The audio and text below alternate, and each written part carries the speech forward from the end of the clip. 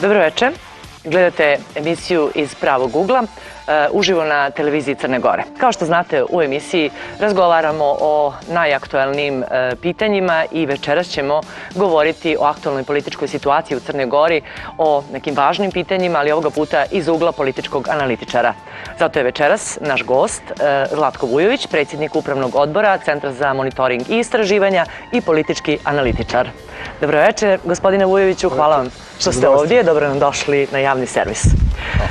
Vi često govorite o izbornom zakonodavstvu, o izborima, pratite izbore, govorite o sugestijama, preporukama raznih međunarodnih organizacija, najviše možda Venecijanske komisije koja nekako ima najviše sugestije i preporuka u vezi sa izborima, izbornim zakonodavstvom. I evo, prvo pitanje za vas upravo iz tog domena. Da li građani Crne Gore danas na izborima mogu da glasaju za pojedinca? Evo, recimo, da li građani Crne Gore mogu da glasaju recimo za Zlatka ili za Dušku, a da Zlatko i Duška nisu pripadnici nijedne političke partije?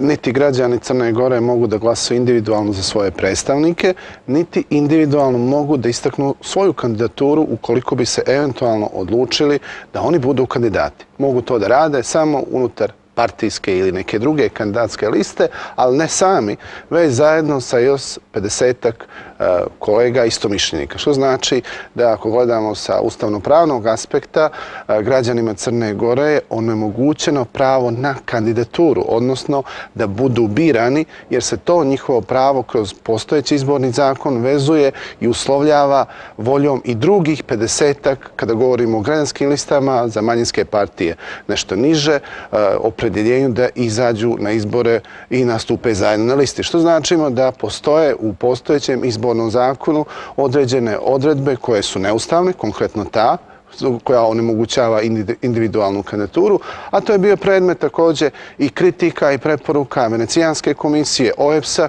koji su tražili od naših zakonodavaca da omoguće pravo na individualnu kandidaturu pojedinačnog građanina, državljanina Crne Gore. To znači da kada se zakon o izboru odbornika i poslanika bude uskladio sa Ustavom, onda će građani moći da biraju personalno, bez obzira na to što neko ne pripada nekoj političkoj partiji. Ono što je još važnije, moće i sami, ukoliko odluče za tako nešto, da istaknu svoju ličnu kandidaturu.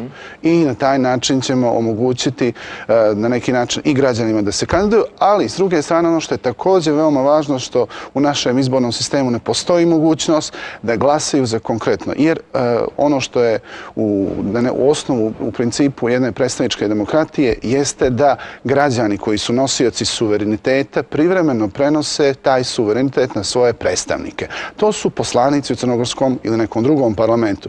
Nažalost, u postojećem rješenju mogu da daju glas samo političkoj partiji kroz blokiranu listu i na neki način možemo reći, ne možemo ustvrditi da je takva odredba neustavna u potpunosti, to je dosta složeno pitanje, ali svakako nije usaglašena sa, možemo reći slobodno, evropskom praksom. Kada uđemo u Evropsku uniju, onda ćemo imati obavezu da usvojimo novi izborni zakon koji će tretirati pitanje izbora poslanika u Evropski parlament, a da će morati se uvede preferencijalno glasanje i građani će dobiti priliku da glasaju za kandidata unutar partijskih lista. Dobro, mi svakako ne moramo čekamo ulazak u Evropsku uniju, može neko prije toga da podnese inicijativu u Ustavnom sudu, pa ćemo vidjeti šta se tu radi, a mi čekamo bolju Crnu Goru kada je riječ o ovom pitanju, je li tako? Svakako. O svemu ćemo malo opširnije za koji trenutak.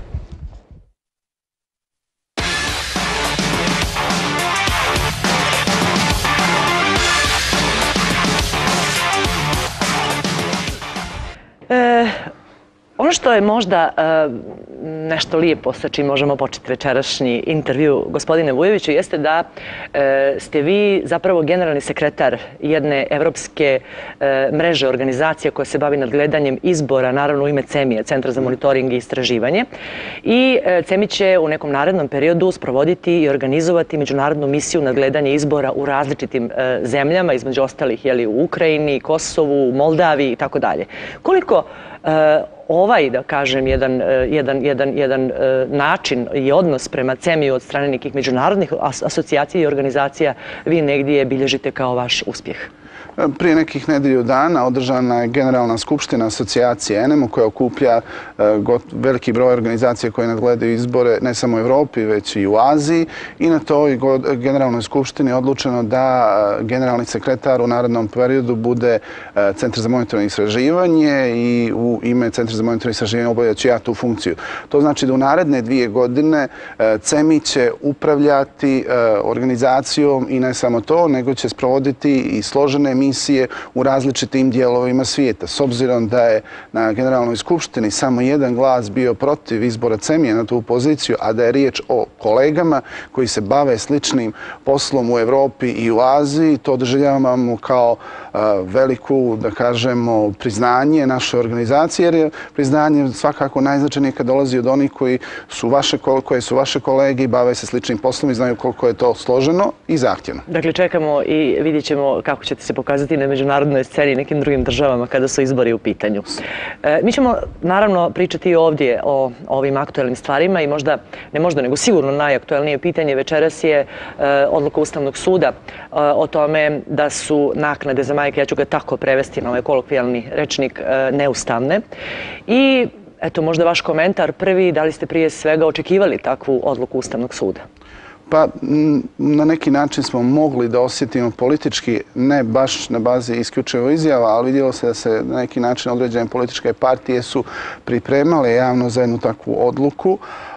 Ona je bila očekivana. Ja ne mogu da ulazim pravno u analizu toga odluke.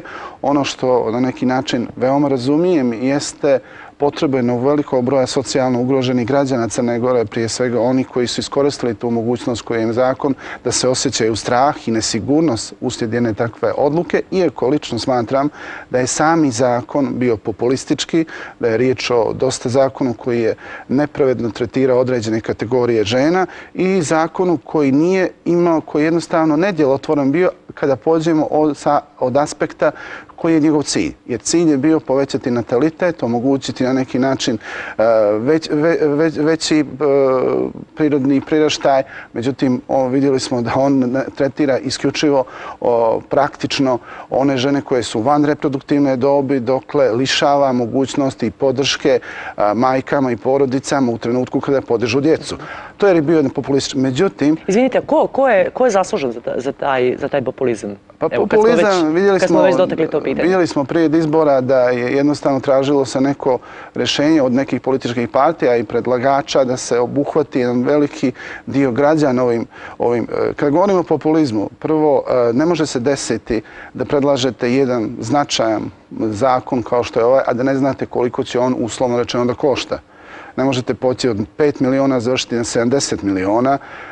Imali smo sad situaciju u Sjedinjenim Državama kada je predsjednik Trump predlagao promjenu zdravstvenog sistema, pa je nezavisno tijelo, centar koji se bavi analizom, impaktom, uticajem ili takvih promjene politika, kad izračunao i dao procjenu kakva će negativne efekte izazvati promjena zakona, poslanici, čak ni vladajući, nisu htjeli da glasaju za njega. Bio je neprihvatljiv. Mi, nažalost, zbog toga što smo na neki način prinuđeni da imamo ovakve institucije kakve imamo, niko nije mogao da napravi kvalitetnu analizu takvog zakona, a ni sami predlagači nisu bili svjesni posljedica. I onda se suočavamo s velikim problemom. Međutim, to ne znači, ovaj zakon je pokazao koliko su duboki socijalni problemi u crnogorskom društvu, da postoji jedan značajan broj socijalno marginalizovanih, u ovom konkretnom slučaju žena. Mora se naći rješenje i za te probleme. Ne može neko da živi u potpunom siromaštvu. Da li to znači da su u stvari na neki način te žene izmanipulisane od strane, hajde onda kažemo, svih političkih partija jer niko od njih nije dao ni jednu računicu koja je bila makar približno tačna onome kakvi su danas podaci? Žene nisu izmanipulisane. One su jednostavno otišle za onom što im je na neki način bilo omogućeno, sistem im omogućavao, bez obzira na motive predlagača i motive onih koji su glasali i oni koji su osporavali ustavnost ovoga zakona. Oni su jednostavno iskoristili jednu rijetku priliku kad im je dao sistem da im na neki način omogući pristojan život. I da te nadoknade jesu značajne, jesu, ali su to možda nekima od njih jedina prilika da imaju pristojan prihod. Moramo ih razumjeti za to. Da. Recite mi, da li očekujete, evo danas je posljednje neke informacije kažu da je bilo nekih nemira ispred Skupštine i da je pokušan nasilan ulazak u Ustavni sud. Da li vi očekujete neke proteste većih razmjera jer su majke zvale i političke partije da im se pridruže? Treba sačekati i vidjeti što će konkretno odluka Ustavnog suda značiti. Vidjeli smo različita tumačenja, svi mi i ja kao pravnik imam svoj stav po tom pitanju, ali mislim da treba prije svega sačekati Ustavni sud, obrazloženje, odluke i vidjeti koja je praktična posljedica. Zavisno od toga je vjerovatno da ćemo imati i moguće reakcije. Ukoliko bude neka dramatično tumačenje i posljedica toga, onda svakako da možemo očekivati oštrije proteste. Moramo shvatiti da jednostavno kada socijalno marginalizovani dijelovima stanovništva date neku šansu za pristojan život, a onda im je uzmete, naravno da reakcija može biti oštra i na neki način je i razumljiva. Da se dalje vratimo situaciju u Crnoj Gori. Vi ste nedavno izjavili da se Crna Gora nalazi u političkoj krizi, a bilo je mišljenje i nekih analitičara da je to najdublja politička kriza od osamostaljivanja. Koliko je zapravo ova situacija u Crnoj Gori ozbiljna, napeta i koliko negdje predstavlja ugrožavanje i stabilnosti i bezbjednosti u Crnoj Gori? Kriza je veoma duboka i ona traje previše dugo i prosto ovakvo stanje je neprihvatljivo i neodrživo. Mi vidimo da politički akteri, makar politička elita koja ima prilike da donosi odluke, ne ponaša se dovoljno odgovorno. Govorimo i o strane vlasti i opozicije. Na neki način mi imamo dugo vladanje jedne političke partije, praktično od uvođenja višestranačja. Nije to nešto što ne postoji možda negdje u svijetu. Imamo primjer jednog Japana. Danas imao sastanak sa visokim predstavnicima njihove diplomatije i praktično svega 4 godine, odnosno ne ni 4 godine, 3 godine je vladala opozicija, demokratska partija, sve ostalo je liberalno-demokratska partija. Ali postoji jedna bitna razlika između Japana i Crne Gore. U Japanu postoji vladavina prava. Pa jedna politička partija i pored slučajeva korupcije i svega toga što postoji kod njih može vladati toliko dugo, ali to ne znači da institucije ne funkcionišu. Institucije funkcionišu. One nisu zarobljene na način kako su zarobljene kod nas. A kod nas su zarobljene jer jednostavno osnovni kriterijum da biste došli na određenu poziciju, čak i onim institucijama koje po definiciji trebaju da budu nezavisne i da ne zavise od izbornog rezultata, možete samo na bazi partijske lojalnosti i na bazi partijske preporuke. Zato mi danas nemamo institucije koje bi na bazi svog kredibiliteta, integriteta i mogle da brane izborni rezultat. Opozicija možda i ne bi mogla da osporava da imate jednu djelotvornu i nezavisnu državnu izbornu komisiju koja je sprovela izborni proces kako treba. Da, to su česte kritike opozicije da su institucije... Ako nemate agenciju za sprečavanje korupcije koja je nezavisna, koja je isključivo pod punom kontrolom vladajućeg DPS-a. U jednoj takvoj situaciji nepostojanje nezavisnih institucija, nizak nivo vladavine prava otvara prostor i za osporavanje nečega što možda se i ne može osporavati. Samo ono što se dešavalo na parlamentarnim izborima, kada govorimo o samom procesu glasanja, ne govorimo o ovom prethodnom periodu, se ne može osporiti. Jednostavno, ono što je prebrojano odgovara onome što je i zaključeno.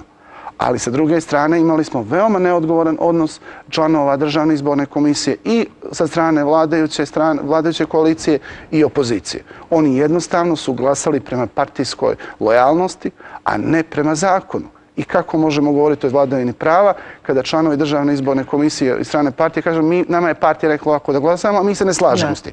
Dakle, zapravo govorite o tome da su ljudi koji su zaposleni u državnoj upravi, u državnim institucijama partijski lojalni, a koliko su zapravo stručni, je li pitanje? Da, to je veliki problem. Recite mi, da li je slična situacija recimo i sa vladom? Da, mi kad govorimo o partijskoj lojalnosti možemo otvoriti u nekim drugim sektorima, jer i tamo postoji, da kažemo, taj kriterijum. Možemo govoriti o bezbjednosnom sektoru. Zašto su toliko slabi rezultati u otkrivanju krivičnih dijela, o procesuiranju određenih ozbiljnih kriminalnih grupacija? To što u velikom dijelu policija će vam reći da su oni zadovoljni. Pa da, ali ja ne vidim bezbjednosna te rezultate, iskreno da vam kažem, i to u dugom nizu. Posebno kada govorimo o Podgorici, neki građani u nekim drugim dijelovima Crne Gore su taj problem možda i više osjećali nego u Podgorici. Sad i Podgoričani na neki način osjećaju taj problem. Nerasvjetljene podmetanje bombi, likvidacije i tako dalje. Ono što je veliki problem jesu kapaciteti, između ostale i istražnih policije. Zašto? Zato što dolazite isključivo po partijskoj odgovornosti. Postoje izuzeci u svim tim sektorima, nekad se promakne. Ali generalno, ukoliko govorimo o napredovanju, ne možete bez partijske podrške. A onda trebaju vam rezultati. Treba neko da brine i o ovoj bezbjednosti. Treba neko da vodi uspješno neko preduzeće. Bez znanja i stručnosti se ne može, bez obzira što... Kako je situacija u vladi? Evo, sad ste počeli ovaj bezbjednosni sektor. Generalno, recimo, ministri. Kako se vama čini taj dio priče? Ja moram da kažem, ova vlada ima i neke dobre, uslovno rečeno, signale. Čini mi se možda i po prvi put imamo značajan broj onih lica u vladi koji nisu prepoznati kao partijski vojnici. Naravno, oni su bliski vladajućoj strukturi. Ne očekujete nekoga ko apsolutno ne dijeli ništa sa vladajućom strukturom da bude njihov predstavnik u vladi. Ali imate par ministara koji su veoma stručni, koji nisu bili iz partijske i to je jedno osvježenje i ohrabrenje. Ali imate isto i također kontinuitet u odnosu na neka prošla vremena gdje je doprinos tokom predizborne kampanje, rezultat na terenu bio glavni kriterijum da li ćete pokrivati neka značajna ministarstva. Možda je to ovoga puta više izraženo nego inače kada govorimo o nekim manjim koalicijonim partnerima gdje vidimo da u nekim slučajevima neka lica koja pokrivaju tako značajne pozicije teško da bi mogli da rade u samim organima, a ne da budu na čelu.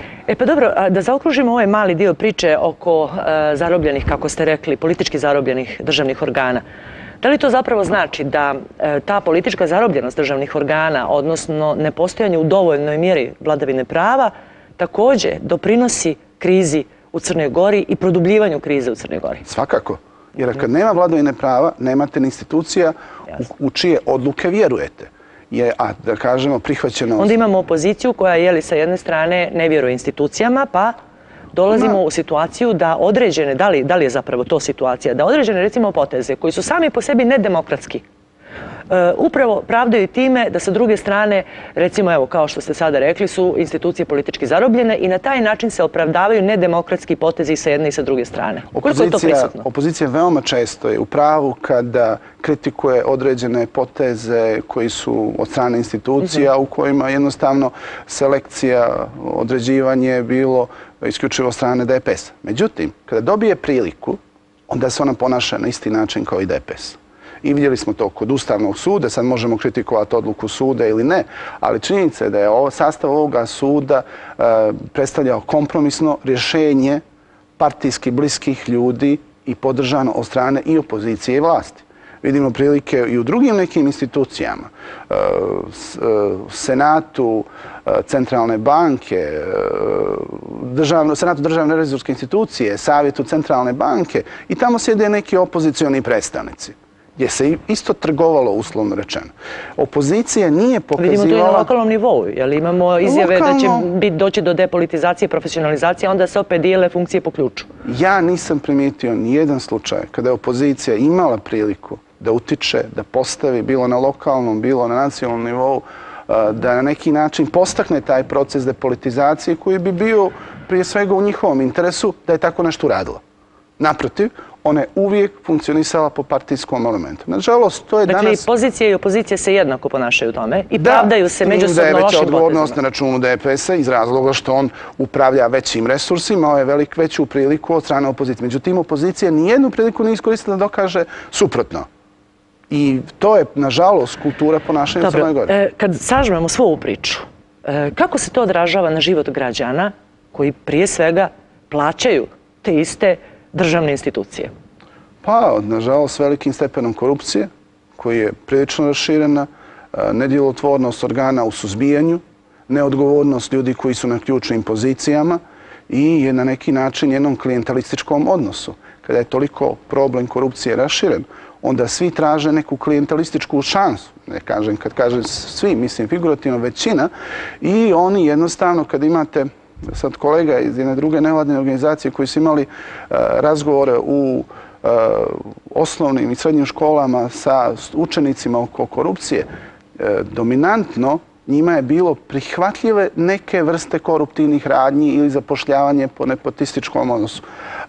I oni su zbunjeni jer nikad nisu dobili ni od nastavnika primjere koji bi na neki način takvo ponašanje smatralo neprihvatljivim društveno.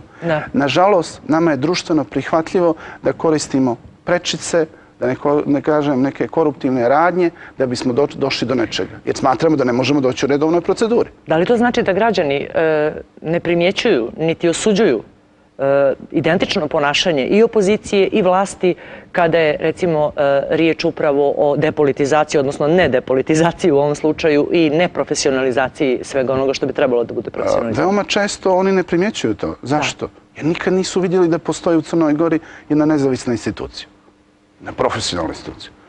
Uzmimo redom o zaštitnika ljudskih prava i sloboda. Klasično politički postavljenje, potpuno zapošljavanje po tom i na nižim nivoima, kada govorimo o Agenciji za sprečavanje korupcije, nekim drugim tijelima. Nema. Prosto ne možete da nađete primjer, čak dosta ljudi će vam reći, ja sam došao iz kvote DPS-a, SDP-a, nekada neke druge partije, pa i opozicije, svi imaju svoje kvote. Negdje isključivo vladajuće strukture, negdje kada se traži neka druga većina kvalifikovana, onda je nešto drugo. Dobro, ko je najviše za to odgovoran što građani nemaju svijest o tome?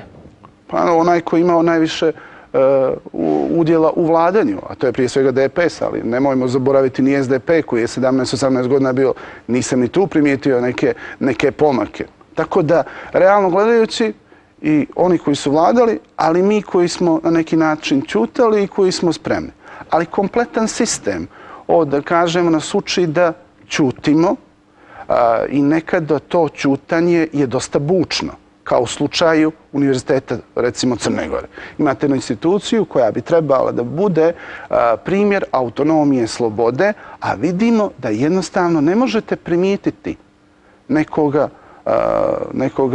profesora, nekoga predstavnika univerziteta da je o nekom društvenom problemu, ili su veoma rijetki primjeri, javno... Imamo problem i mi novinari kad tražimo nekoga da da izjavu, znate, to je... Ali bi trebalo na neki način, univerzitet u samom sistemu ima autonomiju. Nažalost, u Crnoj Gori, kada govorimo o državnom univerzitetu, ne postoji ta autonomija. Ona je ukinuta zakonom o visokom obrazovanju i dovedena na jednu besmislenu nivo. Ne postoji ni unutar univerziteta. Sami sistem postavljenja je obesmišljen. Da. Da se vratimo, još sam nešto zaboravila da vas pitam, a dio je ove priče o kojoj smo negdje već se malo dotakli. Koliko, recimo, je populizam prisutan u izjavama političara i iz vlasti i iz opozicije, koliko to građani prepoznaju kao populizam? Populizam je prisutan u sve većoj mjeri. Mogu reći na neki način i više kad je riječ o opozicijonim predstavnicima. Zašto?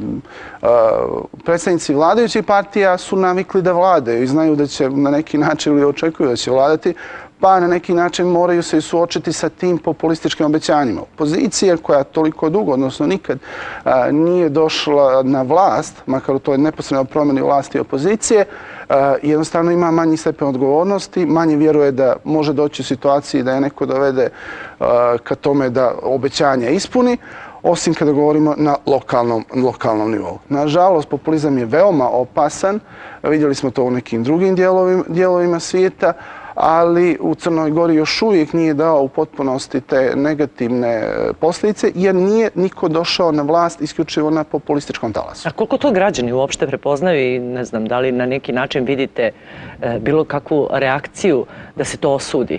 Znate kako mi i kao građani... Ili ćete opet reći da to ne prepoznaju kao i ove nezavisne institucije? Znate kako mi kao građani imamo svoja neka uvjerenja, očekivano ponašanje i uglavnom nalazimo opravdanje kada čujemo ono što želimo da čujemo.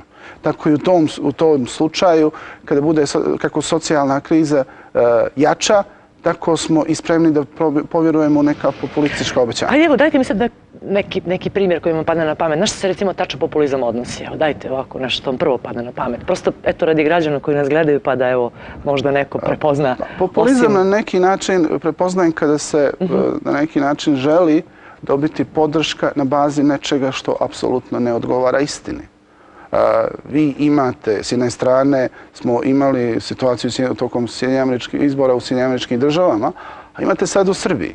Imate jedan populizam, jedno zasipanje lažima od strane vladajuće strukture koje je prosto u tolikom obimu da jednostavno ne možete da vjerujete da neko to prihvata kao stvarnost. Stvorena je na potpuno virtualna stvarnost jer vi nemate alternativne izvore informacija. Nismo morali ići u Srbiju, rekli ste da je to prisutno i u Crnoj Gori, tako da... Pa jeste, ali čini mi se da ono što gledamo u Srbiji prevazilazi sve što smo do sada gledali u regionu. Dobro, još samo malo oko političke krize. Koliko će ovo glasanje u Skupštini o pristupanju Crne Gore NATO-u uticati na krizu u Crnoj Gori? Da li će doći do produbljivanja krize ili će sa druge strane se polako izlaziti iz krize? Kakav će to uticaj imati?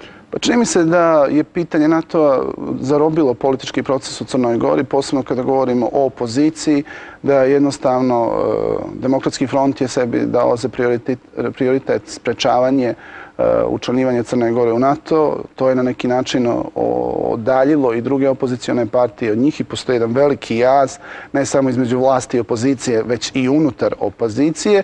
I na neki način možemo reći da su i opozicija, a posebno Demokratski front zarobljenici jednog takvog opredjeljenja Demokratskog fronta. Vidjeli smo da je to u nekim periodima eskaliralo, da smo imali proteste, da smo imali na neki način dosta i povrijeđenih u nekom trenutku. Međutim, nadam se da je sada više nego jasno svima i protivnicima NATO i podržavaocima da je ta priča završena. Ali to znači da će to zapravo usloviti polako izlazak iz ove krize? Mislim da to može biti jedan šansa da izađemo iz krize, odnosno da počnemo da rješavamo krizu. Neće to značiti automatski da ćemo mi izaći iz krize, ali na neki način akteri koji bi trebali da pregovaraju i da nađu neki kompromis kroz dijalog će dobiti priliku jer će to pitanje, odnosno odluka o tome biti iza nas. Da li vi očekujete i povodom toga proteste, da li možda neko miješanje sa strane Rusije i nekih drugih inostranih elemenata? Pa vidjeli smo da je DF koristio različite vrste protesta. Ne vidim razloga da tako nešto se ne nastavi do posljednjeg trenutka. Vidjeli smo najave, čak i pominjanje mogućnosti održavanja referenduma u drugoj zemlji, u Holandiji. Vidjet ćemo da li će uspjeti u tom riječi o jednom složenom sistemu. Holandija je, što se tiče parlamenta, već ratifikovala, međutim da bi ta odluka bila konačna, potrebno je sačekati period za eventualno raspisivanje referenduma. A kako se može raspisati? Može se raspisati u Holandiji, to je zakon iz 2015. godine. Ukoliko prvo preliminarno prikupite 10.000 potpisa, a onda imate novih 6 nedjelja da prikupite 300.000 potpisa. Ali u toj situaciji parlament je obavezan da raspiše referendum. Ali ni taj referendum nije obavezujući. Riječ je o suspenzivnom efektu, odloženom, a teško se može odluka spriječiti. Da se mi vratimo u Crnoj Gori. Da li vi očekujete neke žestoke proteste ili možda čak i nemjere pred cijelu ovu priču? Očekujem neke vrste protesta, ali mislim da je realno gledajući da njihova snaga opada iz prostog razloga što je sad više nego jasno da ulazimo u NATO, pa bilo kakva radikalizacija samo će nanijeti štetu političkom procesu u Crnoj Gori, a ne može uticati da se eventualno obustavi postupak učlanjivanja. Također ste negdje izjavili ranije, sad malo pokušavamo da izađemo iz ove krize o kojoj govorite, dali ste jedan vaš stav o tome da bi Crna Gora trebalo zapravo da radi na tome da izađe iz krize tako što će ući u dijalog proevropske snage vlasti i opozicije.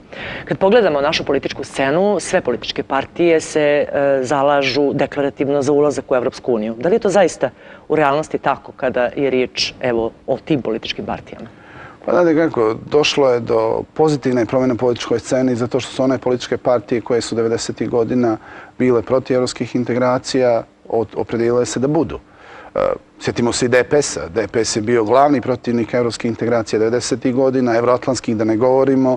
Slali su se neke veoma oštre riječi prema zapadnim partnerima, sadašnjim partnerima, a onda neke dijelovi opozicije od SMP-a pa Nove srpske demokratije, tada Srpske narodne stranke, su još duže istrajavali na toj politici konfrontiranja sa Zapadom i sad vidimo nakon toga opozicija je shvatila da Evropska unija može biti način, instrument da se utiče na rušenje vlasti, odnosno promjenu vlasti u Crnoj Gori. Vidjeli smo da ta očekivanja nisu u potpunosti zadovoljena i sad imamo ponovo jednu promjenu.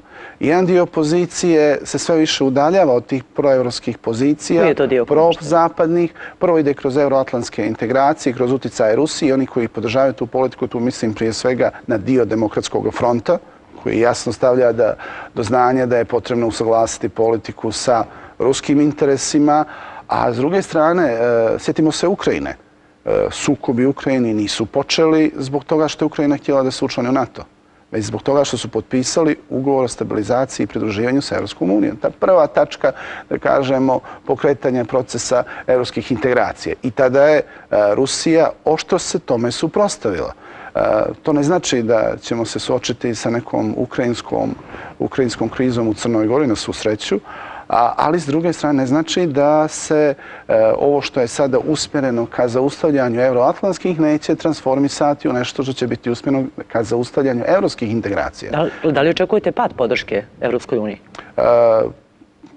Svakako da. Postoje različiti razlozi. Jedan može biti taj što će dio opozicije postati, suprotstavljati se procesu evropskih integracija. Opet mislite na dio DEF-a ili... Dio DEF-a ili vidjet ćemo ali potpuno je prirodno da vi imate evroskeptike u parlamentu, što je bilo neprirodno u jednom trenutku da ih nismo imali. S druge strane, kako budemo više saznavali o samom procesu evropskih integracija, vidjet ćemo da on ne donosi samo nešto dobro, već tako donosi neka opterećenja. Pa će neki drugi biti možda neko ko je proizvođač domaće loze, neće mu se svidjeti da će to biti na neki način drugačije regulisano i neće moći više da proizvodi na način kako je navikao, pa će biti protivnik evropskih integracija. Evropske integracije donose mnogo dobroga Crnoj Gori, otvaraju nam vrata jednog ogromnog tržišta i šansu prije svega mladim ljudima da uspiju. Koliko, recimo, Zapad sa druge strane i Evropska unija doživljavaju, evo, pošto ste pominjali više puta Demokratski front, zapravo Demokratski front kao dio jednog demokratskog rješenja. Da li ga doživljavaju tako? Pa mislim da kada govorimo o zapadnim partnerima, prije svega s američkim državama, jednim dijelom i u Evropskoj uniji, da oni više ne vide Demokratski front kao dio nekog rješenja za Crnu Goru.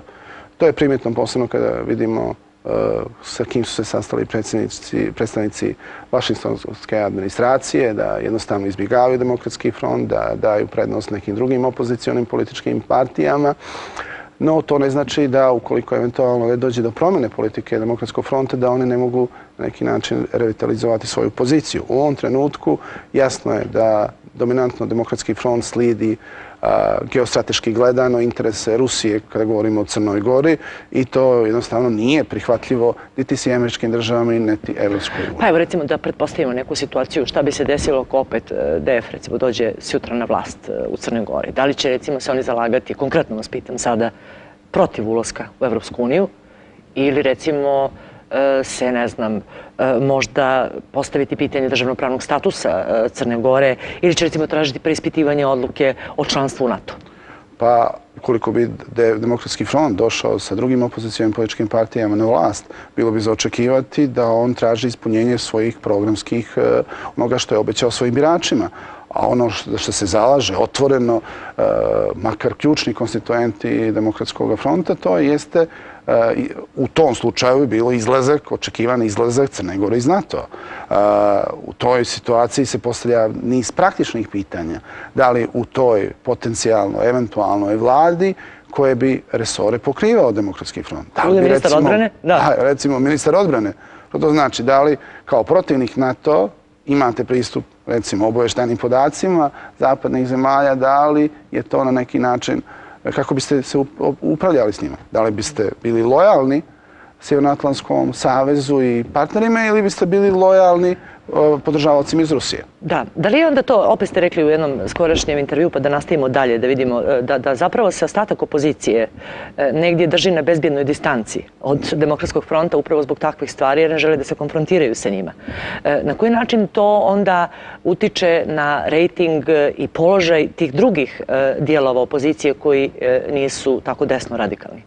Pa mi vidimo da se dešava jedna prekompozicija na opozicionoj sceni, da vidimo da jedan dio, kada govorimo o nacionalnom nivou politike, ono što se dešava na nacionalnom nivou, da gotovo sve ostale političke partije drže se na distanci, kao što ste pomenuli. Da, to ste rekli, da. Kako to utiče na njihov rejting? To zavisi da li postoje i konfrontacije između.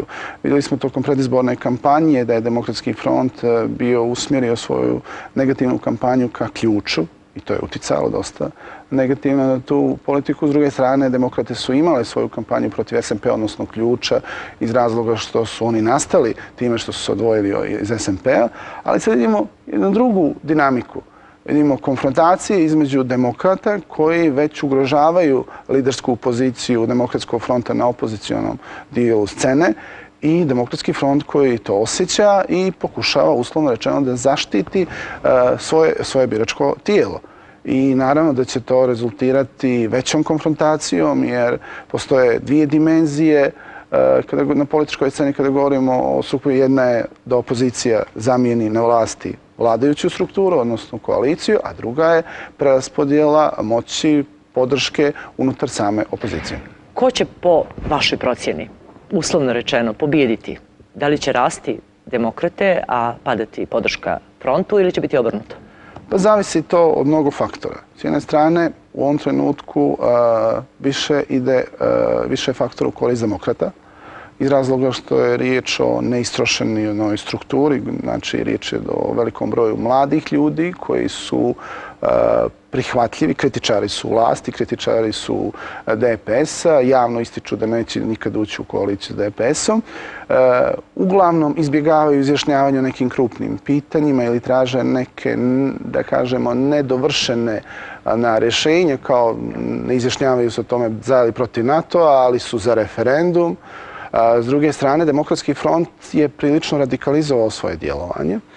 To nekad postiže efekat homogenizovanja dijela biračkog tijela, s druge strane odbija. Vi postajete previše radikalni jednom dijelu umjerenih birača koji vas napuštaju i čini mi se da je glavna strategija makar dijela opozicije da budu na distanci, ali dovoljno, bez konfrontacije s DF-om, da bi bili prihvatljivo izbor, drugi izbor glasačima DF-a koji su podržali DF na posljednjim izborima. Da li ovi sukobi ili, da kažem, kritike između DF-a i demokrata negdje u sebi kriju možda i kristalisanje nekog predsjedničkog kandidata? Teško je u ovom trenutku iz razloga što ne postoji jedan lider, kao što je to recimo bio gospodin Lekić na prethodnim predsjedničkim izborima, koji bi nesumnjivo bio jedini izbor ili dominantan izbor opozicionih partija ili makar bi postojalo saglas o tome da je on najbolji izbor opozicije. Ne vidimo u ovom trenutku. Mislite da je rano još? Mislim da je rano. Moraju se neke stvari razriješiti na opozicijonoj političkoj sceni. Međutim, ako je... Koje se stvari moraju razriješiti na opozicijonoj sceni? Prije svega treba sačekati makar jedan dio okončanja sudskog procesa koji se očekuje protiv lidera DF-a. Od toga zavisi puno. Ukoliko eventualno se oni na neki način potvrde svoju nevinost, onda će to biti veliki kapital Demokratskog fronta sa kojim oni mogu da kritikuju opoziciju koja je na neki način pokazivala distancu prema njima i nije ih podržavala. S druge strane, ukoliko budu osuđeni, to znači da se mogu otvoriti neka nova pitanja od strane Vrhovnog državnog tužilaštva, između ostalog i zabrane Nove srpske demokratije i Demokratske narodne partije, čiji su lideri optuženi od strane glavnog specijalnog tužioca. Opozicija će na neki način pokušavati da se ne upliće u to, da ne bi negativne efekte od toga trpjela. Samo da se vratimo na trenutak, da vas zadržim, da ne bismo kasnije ponovno otvarali tu temu. Ukoliko recimo dođe do toga da budu osuđeni i uhapšeni, gospodin Mandić i gospodin Knežević, kakav vi odgovor sa druge strane očekujete od DF-a?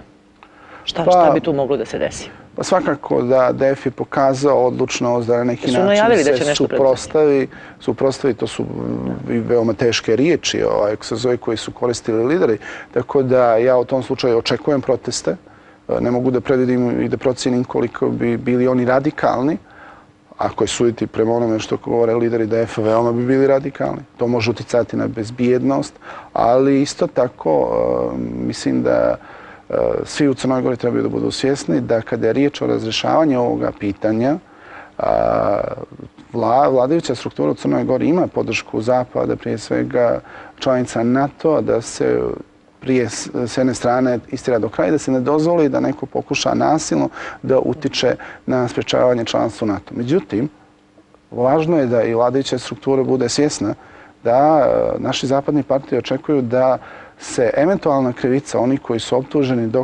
dokaže na bazi jednog fer i pravičnog suđenja, a ne nikako zloupotrebe i pod političkim uticajem donošenja sudskih odluka. Tako moraju biti svi akteri svjesni da su pod lupom međunarodne zajednice i partnera iz Evropske unije i NATO. Da, imalo bi tu još pitanja, ali da se vratimo još malo političkoj krizi, da se vratimo još malo odnosu, evo da kažem recimo DPS-a i DF-a.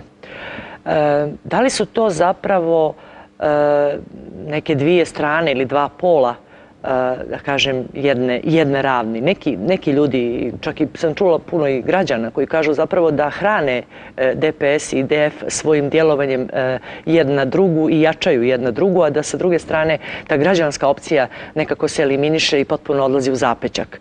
Šta vi mislite o tome? Dobro, DPS je uvijek na neki način u svojoj izbornoj strategiji se akcentovao polarizaciju biračkog tijela i uvijek je dobro imati nekoga u opoziciji sa kojim možete strašiti građane.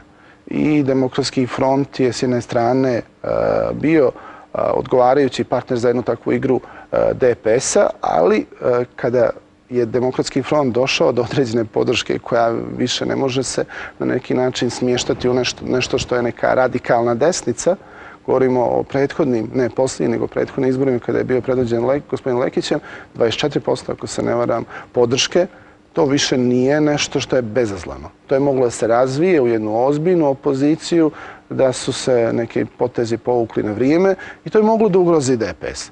Tada je malo drugačija priča i to nije nešto što je odgovaralo DPS-u jer je rastom podrške koja je išla po nekim istraživanju 27%, Demokratski front mogao da potisne čak i DPS ispod te podrške. Dakle, to više nije slučaj ako je bio ranije, je li tako? To je bio. Međutim, ono što postoje neke sličnosti između sadašnjeg... Koliko imaju recimo sličnosti u političkom djelovanju? Naravno, programski ciljevi su im dijametralno suprotni, ali eto, u tom političkom djelovanju? Pa, s jedne strane, stiče se utisak da lideri Demokratskog fronta pokušavaju se ponašaju onako kao što vjeruju da se ponaša i DPS. Kao da klin se klinom izbija strategiju koriste, a to je da DPS u svom vladanju koristi zloupotrebljava državne resurse, koristi se nekada zastrašivanjem, nekada prijetnjama, lišavanje, ukidanjem radnih mjesta, otpuštanje ljudi, zapošljavanje ponovo pa partijskoj liniji i tako dalje. Tako da vidjeli smo nekad DPS... A DF s druge strane? A DF s druge strane čini mi se da bi želio isto to. I isto to i radi. Da, to je ona terminologija letiće glave i tako dalje. Jest. A s druge strane moć, realna moć sa kojim raspolaže DPS i DF nije ista. I zbog toga je mnogo jače djeluje čak i kad su blaže prijetnji pritisci koji dolaze iz DPS-a nego iz DF-a koji nije na vlasti i nije nikad bio na vlasti. Istina, kada osjetite da on ima podršku, pričamo o DF-u, eventualno nekih faktora iz Rusije ili nekad u prošlosti opoziciji Srbije, to daje neku veću težinu, Ali s druge strane ne možemo u potpunosti napraviti znak jednakosti jer DPS u kontinuitetu raspolaže jednim ogromnim resursima, pa je i pritisak koji dolazi, a vidjeli smo jedno beskrupulozno korišćenje Informera, Pink-a u obračunu sa svima onima koji su spremni ne možda da vode politiku protiv DPS-a, već da kritički sagledavaju određene procese i pojave u društvu. Da su bili pod beskrupuloznom kampanjom diskreditacije koja na svu sreću, kada je riječ o Makarovom Informeru, završena jer je prestao da izlazi Makar u Crnoj Gori. Da. Dakle, ima sličnosti u tom nekom političkom djelovanju, s tim što je odgovornost, kako ste rekli, DPS-a veća. Kažete mi, kako to utiče na tu građansku opciju? Evo, imamo u Crnoj Gori i tu mogućnost. Pa moram reći da kada govorimo o onom građanskom dijelu opozicije, da je on prilično dezorientisan. I kao da su se uhvatili za ovaj bojkot, neki predah, neki time out da vide što će da urade. S jedne strane, bojkot ima težinu i može se razumjeti zašto opozicija se opredijeli za jednu takvu strategiju, ali s druge strane bilo bi za očekivati da oni ulažu dodatne napore da komuniciraju sa svojim biračanima i građanima koji su glasali. Ono što ja vidim, ako izuzmemo DF koji je hiperaktivan iz nekih drugih razloga, demokrate koji su veoma aktivni na terenu, ostale političke partije su potpuno pasivne, neaktivne i onda se postavlja pitanje pa zašto su vas glasali? Ok, ako ne priznajete legitimitet institucije, ali to ne znači da ne treba ništa da radite. Morate da utičete, da pokušavate da utičete na određene procese, da radite sa biračima, da na kraju krajeva izgrađujete svoju infrastrukturu. Jer političke partije nisu samo ljudi, kada govorimo o licima na čelu tih partija, već su prije svega ljudi na terenu, infrastruktur. Bez toga ćemo i dalje se suočavati sa nastajanjem i nestajanjem veoma brzo nekih političkih partija. Imali smo slučaj pozitivne Crne Gore koja nije izdržala jedan mandat. Da. Rekli ste također negdje da su rezultati bojkota vidljivi. Evo ja ću vas pitati sa stanovišta građana Crne Gore, koji su to konkretni pozitivni rezultati bojkota za građane Crne Gore? Bojkot daje rezultat. U kom smislu? Za građane, da. Znate kako, bojkot kao bojkot nije prihvatljiv. Ali jeste demokratski vid borbe, da. Ali s druge strane, on u konkretnom slučaju, pričali smo o tome na početku emisije, kada je vladavina prava na niskom nivou, kad nema nezavisne institucije, onda to daje priliku opoziciji da osporava legitimitet odluka ili konkretno izbornog rezultata. On daje rezultat iz razloga što je i DPS svjestan da u ovakvom stanju mora i onda napravi određeni korak. Gdje se mogu naći opozicija i DPS? Naravno da ne možemo govoriti o ispunjavanju zahtjeva opozicije o ponavljanju izbora. Dakle, da li vi, eto to je logično pitanje. Ali to ne znači da se ne mogu naći oko vanrednih parlamentarnih izbora, što je na neki način... U isto vrijeme sa predsjedničkim, je li to? Lično vjerujem da ukoliko bi se ispunili neki preduslovi, a to je depolitizacija dijela institucija, profesionalizacija jednog dijela institucija, uz eventualno formiranje jedne šire vlade, nešto slično možda nalik onoj vladi izbornog povjerenja, izmjene izbornog zakona, vjerujem da bi najprihvatljivije rješenje u tom slučaju i za vlast i opoziciju bilo da jedne takve nezavisne profesionalne institucije sa integritetom sprovedu izborni proces na svim nivoima.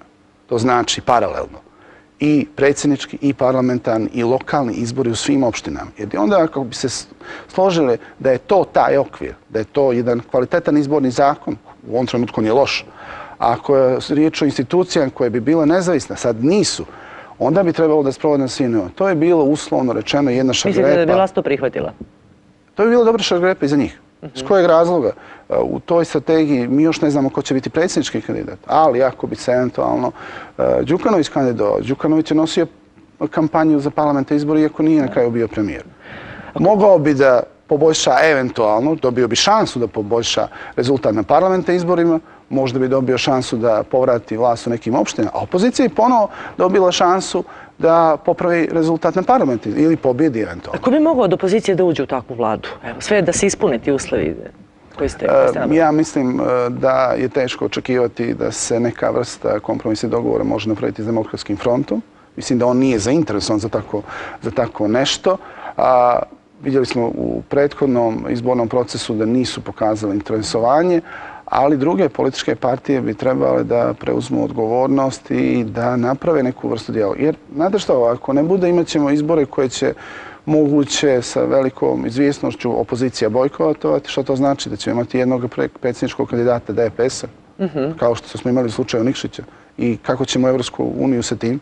Dakle, ko bi mogli? To me posjeća malo na Tadžikistan, gdje je predsjednički kandidat koji je toliko dugo vladao prikupljao potpise za protivnike čisto da ima nekoga sa kim bi išao na izbor. To nije dobro i toga su svjesni i u DPS-u. Tako da ima dosta razloga i prostora, samo nisam siguran da li ima i vremena da se dođe do određenog kompromisa i se održe izborni ciljeve. Koje bi to mogle partije? Vjerojatno na koje partije mislite? Mislim da svi imaju potencijala i prostora, osim DF-a, osim ako nešto se značajno ne promijene u njihovom ponašanju. Dobro. Da vidimo također ono što je važno, pošto ste rekli da nema vremena, koliko sam vas sada shvatila, da li vjerujete da bi moglo uopšte da dođe do bilo koje vrste dijaloga između vlasti i opozicije? Pa nemoguće izaći iz krize bez dijaloga. Ok, shvatam vas, ali da li u kom je to vremenu, kad je to? Budući da i jedni i drugi su postavili, kao što svi znamo, određene preduslove da bi uopšte sjeli za pregovarački stol. Mislim da je prostor za dogovor između trenutka članstva Crne Gore u NATO i narednih predsjedničkih izbora. Ako bismo čekali predsjedničke izbore koji bi bili bojkotovani od strane opozicije, onda bi kriza dodatno bila produbljena i pitanje bi kako bi sve to izašlo. Vjerovatno bi to i reflektovalo se i usporavanje, ako ne zaustavljanjem procesa evropskih integracija. I ono što ne bi volio jeste da klizimo ka jednom makedonskom scenariju. Dakle, to je moguće? Pa mislim da ništa ne treba isključiti. Mislim da svi akteri trebaju ozbiljno da pristupe ovome, jer iz jednog dijaloga svi bi mogli dosta da dobiju, a bez dijaloga i bez dogovora svi bi mogli dosta da izgube. Ali kako mislite da bi uopšte moglo da dođe do dijaloga s obzirom na to da nekako mi se čini da je Evropska unija, makar sudeći po onim izjavama koje smo do sada mogli da vidimo, smatra da Crna Gora treba da ima unutrašnjih kapaciteta i da sama negdje, pošto je zemlja na putu ka Evropskoj uniji, obezbijedi taj dijalog.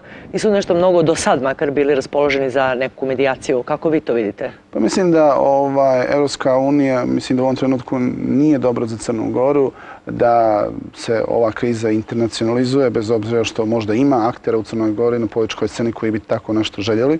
Vidjeli smo da je uloga gospodina Ranka Krivokapića dok je bio predsjednik Crnogorskog parlamenta bila prilično dobra iz razloga što u tom nekakvom čudnom stanju niti vlasti niti opozicije kao predsjednik parlamenta u tom trenutku mogao je da bude dovoljno prihvatljiva figura i vlasti i opoziciji da na neki način vodi taj dijalog.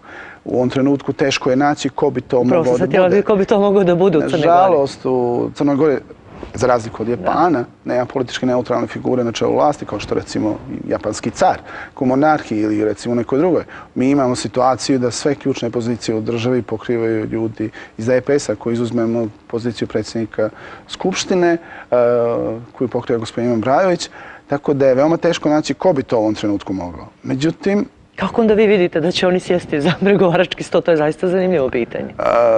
Ne znam, možda se pojavi neki aktor koji je neutralan. Definitivno bi trebali da se tako nešto dešava, ako ne u Crnogorskom parlamentu, gdje bi bilo prirodno, onda negdje na neutralnom terenu. Ne znamo još odgovor kako će doći do toga, ali evo, vidjet ćemo kako će se situacija razvijeti, ali meni je tu zanimljivo pitanje.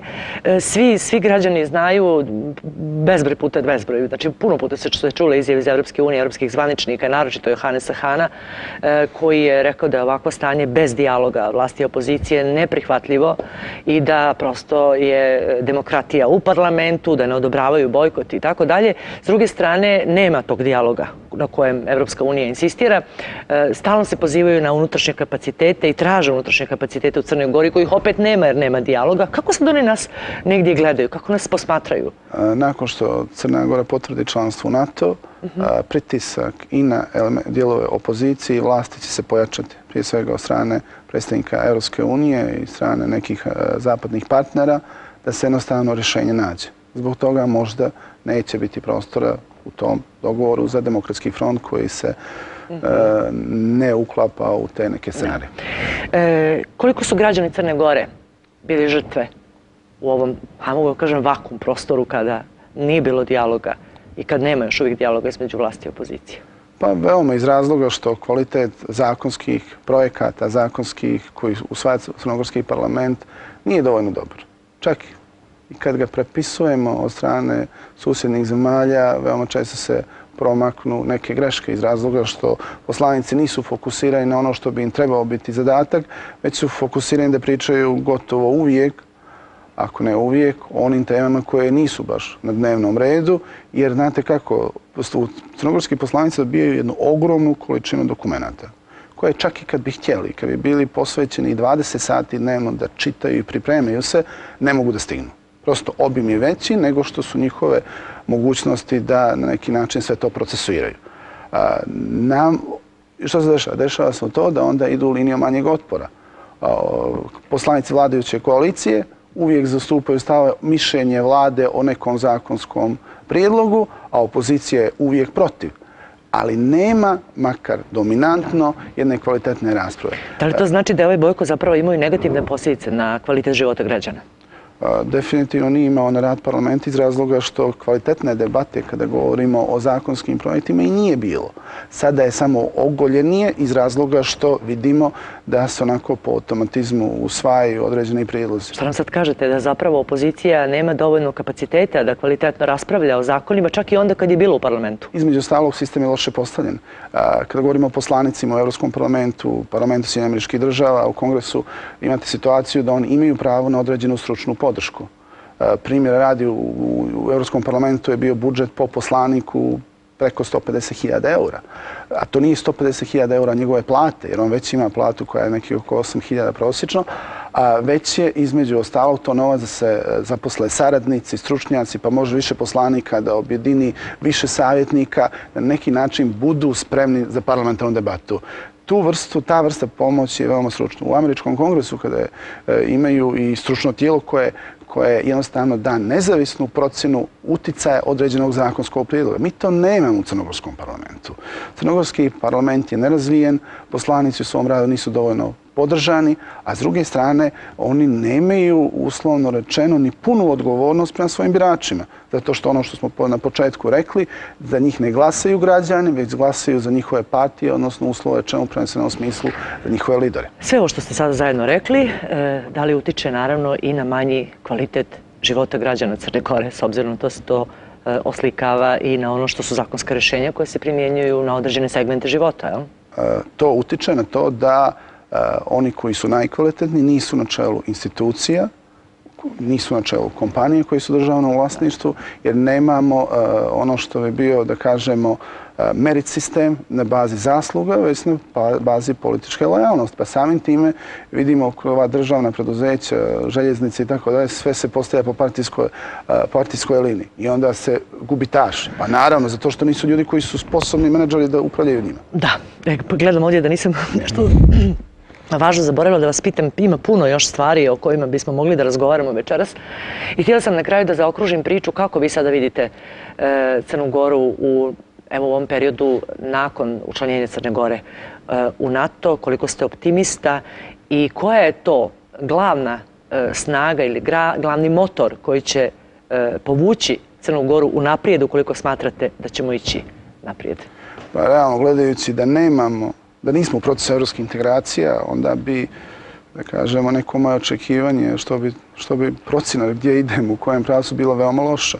Međutim, evropske integracije pritiskaju one koji donose odluke, koji upravljaju ovom zemljom, da ispunjavaju neke zahtjeve. Ali i to je prilično limitirano.